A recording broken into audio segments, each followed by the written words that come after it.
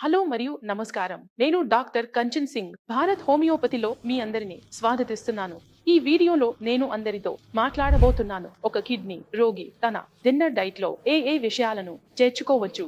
కాబట్టి వీడియోను ప్రారంభిద్దాం. డైట్ గురించి మాట్లాడితే ప్రత్యేకంగా కిడ్నీ రోగుల గురించి వారికి చాలా రిస్ట్రిక్షన్స్ ఉంటాయి. అంటే వారు కొన్ని ఆహారాలు తినకూడదు. తమ ఇష్టమైన ఆహారం తినడం కష్టమవుతుంది. ఎందుకంటే వారి కిడ్నీలు మునుపటి విధంగా పనిచేయడం లేదు. అంటే వారి కిడ్నీలు ఆరోగ్యంగా లేవు. కిడ్నీ ఆరోగ్యంగా లేకపోవడానికి కారణం ఏమిటి? రోగికి బీపీ సమస్య ఉంటే, లేదా రక్తపోటు సమస్య ఉంటే, లేదా కిడ్నీలో రాళ్ళు ఉంటే, లేదా పునరావృత యూరినరీ ట్రాక్ట్ ఇన్ఫెక్షన్ యూటీఐ లేదా పాలిసిస్టిక్ కిడ్నీ వ్యాధి ఉంటే ఆ కారణంగా రోగి కిడ్నీ సరిగ్గా పనిచేయకపోతే ఆ కిడ్నీ నుండి బయటకు వెళ్లాల్సిన వ్యర్థ పదార్థం బ్లడ్ యూరియా, క్రియాటినిన్, పొటాషియం ఇవి ఏమిటి అంటే ఇవి శరీరంలో నుండి బయటకు వెళ్ళలేవు. ఎంత మాత్రం మినరల్స్ ఉన్నా అవి శరీరంలో సమతుల్యం కావడం లేదు. మరియు మన ఆమ్లం కూడా కిడ్నీ సమతుల్యం చేయలేకపోతుంది.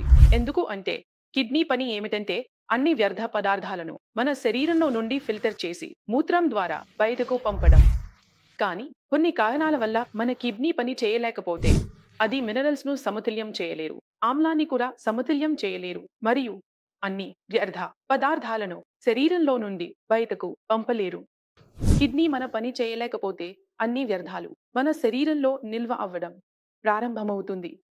ఇది వల్ల మన శరీరంలో కొన్ని లక్షణాలు కనిపిస్తాయి. ఉదాహరణకు కాళ్ళలో వాపు రావడం, మూత్రంలో ఫోమ్ కనిపించడం, వాంతులు రావడం, మలబద్ధకం అనిపించడం, ఆందోళన అనుభవించడం, ఆకలికి పూర్తిగా లేకపోవడం ఇవన్నీ లక్షణాలు.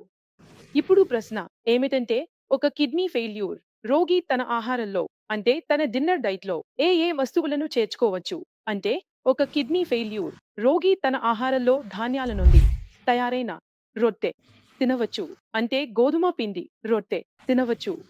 మీరు మైదా పిండి రొట్టె తినకూడదు. దీనితో పాటు మీరు బజ్రా రోటీని కూడా తయారు చేసి తినవచ్చు. మీరు రొట్టె తినడం తగ్గిస్తే లేదా పూర్తిగా ఆపేస్తే ఏమీ జరుగుతుంది? ఇది మీ శరీరాన్ని బలహీనంగా చేస్తుంది మరియు మీరు బలహీనతను అనుభవిస్తారు. కాబట్టి మీరు మీ రాత్రి భోజనంలో గోధుమ పిండి రొట్టె ఉపయోగించవచ్చు. ఇప్పుడు మనం కూరగాయల గురించి మాట్లాడుకుందాం. కొన్ని కూరగాయలు ఉన్నాయి. వాటిని తీసుకుంటే మీరు కిడ్నీని ఆరోగ్యంగా ఉంచవచ్చు. మీరు నేలపై పెరిగే కూరగాయలు తినాలి.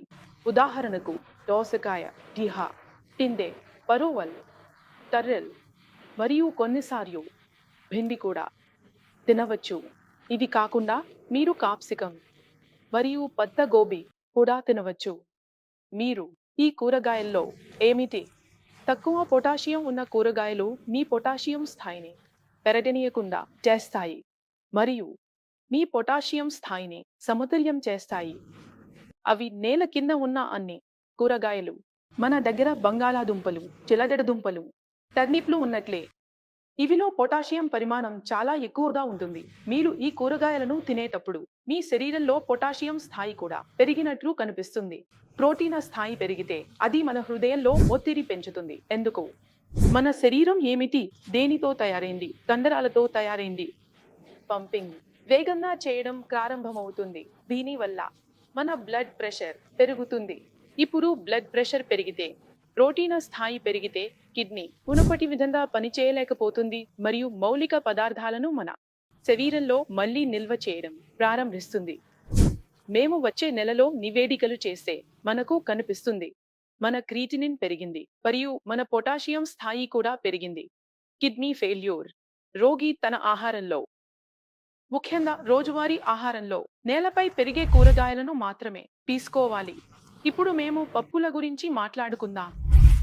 కిడ్నీ ఫెయిల్యూర్ రోగి తన భోజనంలో తన డిన్నర్ డైట్లో కేవలం పసుపు, మూంగ్ దాల్ మాత్రమే తినవచ్చు.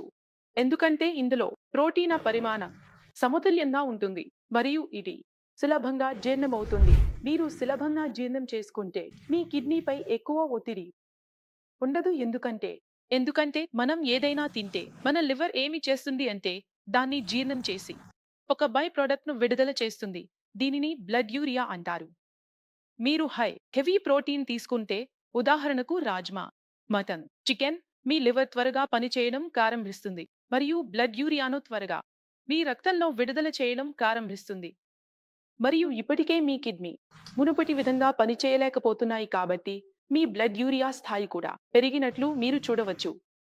కాబట్టి ఒక కిడ్నీ ఫెయిల్యూర్ రోగి తన డిన్నర్ డైట్లో కేవలం పసుపు మూంగ్ దాల్ మాత్రమే తినవచ్చు. కాబట్టి నేను ఆశిస్తున్నాను మీరు కిడ్నీ ఫెయిల్యూర్ రోగి తన డిన్నర్ డైట్లో ఏ ఏ వస్తువులను చేర్చుకోవచ్చో అర్థం చేసుకున్నారని. ఈ రోజును అంతే. తర్వాతి వీడియోలో మళ్ళీ కలుద్దాం. అప్పటి వరకు ధన్యవాదాలు.